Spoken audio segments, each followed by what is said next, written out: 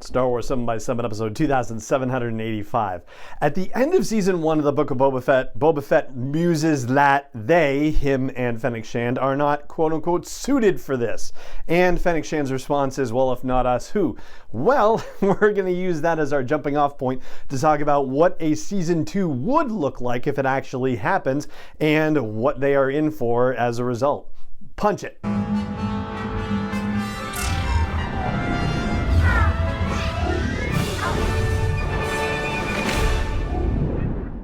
Hey Rebel Rouser, I'm Alan Voivod and this is Star Wars 7x7, your daily dose of Star Wars joy. And thank you so much for joining me for it. So just to give you the refresher, at the end of the Book of Boba Fett Season 1, Boba Fett and Fennec Shand are walking down the streets of Mos Espa and various people are bowing to them and offering them Melarunes and stuff like that. And Boba Fett is talking about how, they're either bowing to him or shooting at him, and those are the only options, according to Fennec, when you're running the town. It's going to be one of those two, to which he says, yeah, we're not suited for this, and she says, well, if not us, who? And then they meet up with Chrysanthemum and the mods, and they have a laugh over the Melarune situation, and that's how things are left with us, except, of course, for the stinger at the end, where we see that Cobb Vanth is the one who is taking up the Bacta tank right now. That's why Boba Fett can't get in there. And the mod expert is getting ready to work on Cobb Vanth, so clearly Cobb has a future. And that right there is actually one potential source of conflict and drama were there to be a season 2 of the Book of Boba Fett. Yes, Cobb Vanth is not the Marshal of Mos Espa, that's true, but when you consider, on the one hand, that Cobb Vanth is being rescued from death by Boba Fett, but Boba Fett is engaged in criminal activity,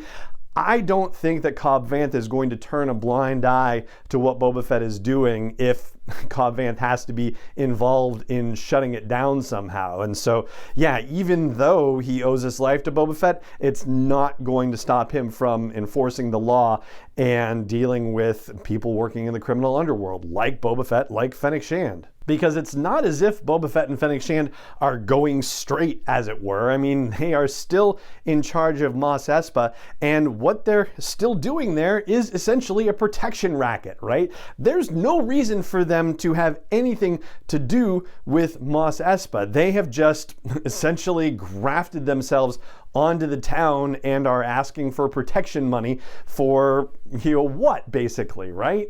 And especially now, considering that the Trandoshans and the Aqualish and the Klatooinians, they've all been wiped out. They sided with the Pykes and they got their hats handed to them. So the sections of Mos Espa that had been initially divided up between those three factions, they're gone. And so now that's all under Boba Fett's auspices if he continues to try to derive protection money from all of these sectors. And that may be why Boba Fett is saying, yeah, this isn't suiting me, or this won't suit us, because now his job is much bigger by comparison. I think he was perfectly happy to just focus on his little piece of the pie, what Bib Fortuna had been running, and let the Klatooinians and the Trandoshans just give him a little bit, and the Aqualish just give him a little bit, and he was fine. But yeah, now he's in a different situation entirely, and I guess he hasn't necessarily thought it out that far in advance.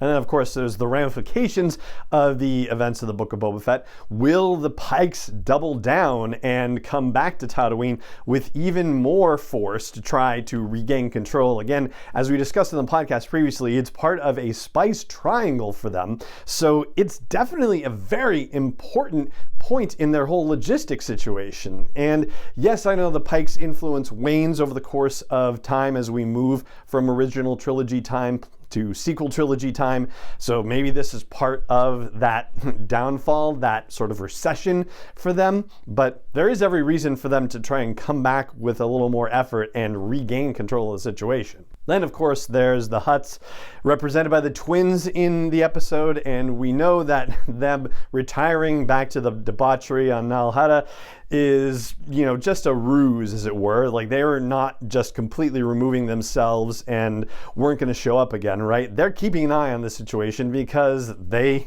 are going to still want a piece of the action. So it's a question of whether what happened with the conflict between Boba and the Pykes, is that enough for them to decide, oh, it's time for us to come back, or would they wait to see what the Pykes do next and really see how things shake out? And then, of course, there's all the other criminal factions that we talked about in the months leading up to the Book of Boba Fett. Particularly, we can think of the Red Key Raiders, which are definitely operating on Tatooine in the time after the original trilogy. There's also Conja Club, right? They had been slaves to the Hutts and were probably breaking out of their slavery by this time and starting to gain momentum and steam as a criminal organization. And every once in a while, I look at the mods and I wonder to myself whether that could be a nascent Guavian death gang. Those are the folks that also showed up in The Force Awakens along with Conja Club and were red jumpsuited and had to join and commit to cybernetic enhancement as part of becoming part of the Guavian Death Gang. But there's a thing about how they had been chased out of the core worlds because they were just, too crazy to deal with, basically, and other criminal organizations didn't want them around. So they ended up taking over a part of space that became Guavian Death Space, very creatively named. And that actually showed up in Star Wars Resistance too, with the Colossus escaping and having to travel through Guavian death space to get away from the First Order. But that's probably putting too much on the whole mod situation. It's probably a lot simpler than that. It's just people cybernetically enhancing themselves for fun and enjoyment and, other nefarious activities perhaps. But there you go. That right there, I think, gives you an idea of what could possibly happen and what the stakes are for a second season of the Book of Boba Fett if it actually happens, and if they actually take the title and treat it the way that they seem to have intended it, which is the idea of a book being, people who are being inducted into a mafia-like family. And if they get to a point where Boba Fett is going to start inducting people into this family, I guess Kersantin and the mods right now are kind of part of that. But yeah, maybe they can get into that a little bit more. And that right there is going to do it for today's episode of the podcast. It just remains for me to say thank you so much for joining me for it as always, and may the Force be with you wherever in the world you may be. Star Wars 7x7 is not endorsed or sponsored yet by Lucasfilm Limited, Disney, or 20th Century Fox, and is intended for entertainment and information purposes only. Star Wars, the Star Wars logo, all names and pictures of Star Wars characters, vehicles, and any other Star Wars related items are registered trademarks and/or copyrights of Lucasfilm Limited or their respective trademark and copyright holders. May the Force be with them. All original content is copyright 2021 by Star Wars 7x7. We hope you love it.